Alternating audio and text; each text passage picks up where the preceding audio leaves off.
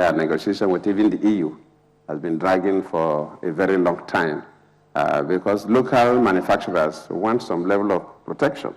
And there are, if you open your doors, it will affect the goods that are being produced. In fact, they need more encouragement. Just like Dangote is now the richest African because of the policies the government has on cement. The backward integration has protected that business. Otherwise, he couldn't have reached where he has reached today. So you have these challenges. The continent of Africa, we don't have some of the infrastructure that you have in Europe. Say power, for example. Dangote just mentioned to us how he has to generate his own power. Because it's cheaper for him anyway, because we have gas in the country. And most of our manufacturing firms generate their own power. They buy the gas and generate it, which is cheaper than getting from the public power supply. But this adds to their costs. And in that case, if you have negotiation that goods that will come in from outside will come freely in, then you may have problems with the local manufacturer. Those are the gray areas that we have been trying. So for Nigeria, we are trying to protect our those who are manufacturing within the country. That's why we encourage people to come and manufacture within the country. But at the same time, some of these other countries are not manufacturing at very low level. And they will want goods to come in from outside because it's relatively cheaper than the ones that will be produced within the West African sub-region. So in terms of trade, we have that kind of situation. But presently, even at the ECOWAS level, we have Nigeria, Ghana, and Senegal, a committee made up in Cote d'Ivoire that's working and looking at the various tariff lines and how we are going to adjust so that when we open up and when we're interfacing with EU or other countries, at the same time, we'll be able to protect local investors. Because if you don't protect local investors, the issue of unemployment will increase. Because without manufacturing, you cannot create jobs. If you look at the rebasing of our GDP, the service sector takes about 51%. Of course, that is why the service sector, yes, you employ, but you don't employ as much as the pure industrial sector, the manufacturing. And until we build up that sector up to 2030 and more, we'll not be able to create the jobs. So we're in that kind of equilibrium. You must move, but while moving, you will not compromise your own local interests, especially you must protect your industrialists that are trying to grow. Michael, I'd like to pose this question to you with a follow-up of what we heard from Mr. President with regards to what some would think protectionist policy when it comes to spurring local industry. We know that Nigeria has embarked on an import ban on various agricultural goods. We also see some tariffs coming to the fore. Clearly, there needs to be a balance. And as Mr. President alluded to, it's to try and spur industrialization to get that value add for raw materials on the continent. Do you think that this is looked down upon from the West?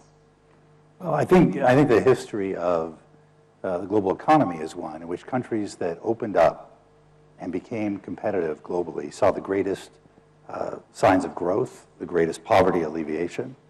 And we're now in a global economy where value chains and supply chains are truly global. And the question for countries wishing to promote manufacturing, and we all do. The US wants to promote manufacturing, Nigeria wants to promote manufacturing, every country wants to have a strong manufacturing sector, is how do you achieve a globally competitive manufacturing sector?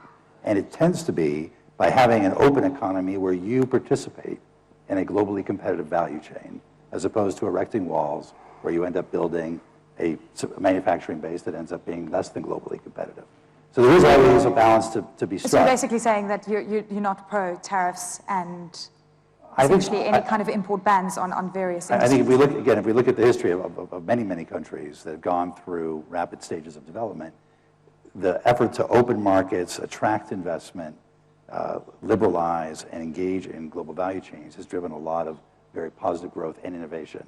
And particularly because the patterns of innovation are so much quicker now than they used to be, having that openness to the global economy is really quite critical. Jean-Francois, we know that those export bans that I was alluding to with regards to the agricultural sector has actually made Heineken relook their position with regards to sourcing raw materials locally, and apart from that, even going into new materials, more traditional raw materials such as sorghum as well. What are your thoughts on these import bans, and what kind of impact has it had on Heineken? Now, the reason where we went into local production has not so much to do with bans. We had a ban here in this country, in Nigeria, back in I think it was 86, on imported barley. And so we developed beer that you could make with sorghum. And that was the start of a reflection. It started actually here in Nigeria. It was the start of a reflection of when you produce more locally, you also create more value locally. So the whole drive has been there. You economize a lot of transportation cost. Back then in the 80s, the whole trade of cereals, which were the need for beer, were totally flawed by subsidies given by the European community to exports. So I think it was important for Nigeria to protect its local produce and agriculture, to do that in that historical context. I think now, today, our reflection has led us to everywhere in Africa to produce the most we can locally. Our benchmark now is go to 60%, because the whole purpose is to create jobs. And we are in an industry which is very capital intensive, but which brings about a limited number of highly qualified jobs, if you will. And so the bulk of the jobs are created in agriculture. Where here in Nigeria we have 3,500 direct jobs, we have 50,000 farmers working to produce 100,000 tons of sorghum, which is brought in, our local produce. So that is how our business models work in many countries today in Africa. For that you need an infrastructure. If you don't have infrastructure to bring the produce from the land, it's not going to work. But that is the journey in which we have embarked, not only in Nigeria, but all 20 countries where we operate. So our stance towards the bans, if you will, it's very much a question of national sovereignty and looking at what your cards in the game are.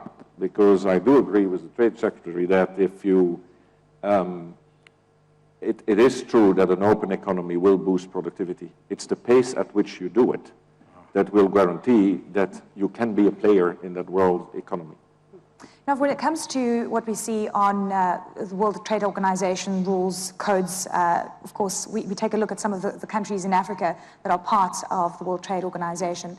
Do you think that there is room to move around the notion of what the WTO thinks on tariffs and on bans? And do you think that it could work for a short period of time to create a more sustainable industry locally? Are you in support of that? Well, you see, this is a very interesting question. And it raises two issues: the legal aspects of trade rules and the practice of trade policy.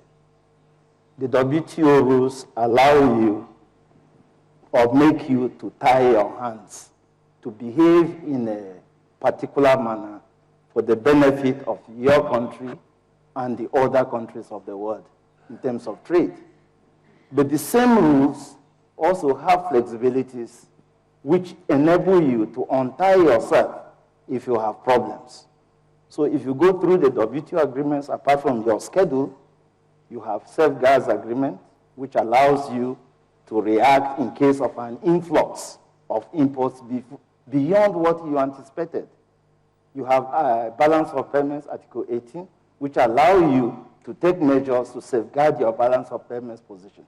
You have rules that allow you to protect in terms of safeguarding health, public health, animal health.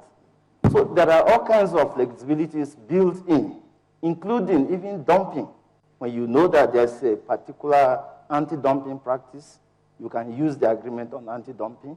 There is an agreement on subsidies and countervailing measures where if you discover that a particular government is subsidizing a sector and making yours uncompetitive, you can react. So those are the rules. They're strong, you tie yourself, but they provide you opportunity to untie yourself if you get into difficulty. But when it comes to practice, then it's a different ballgame.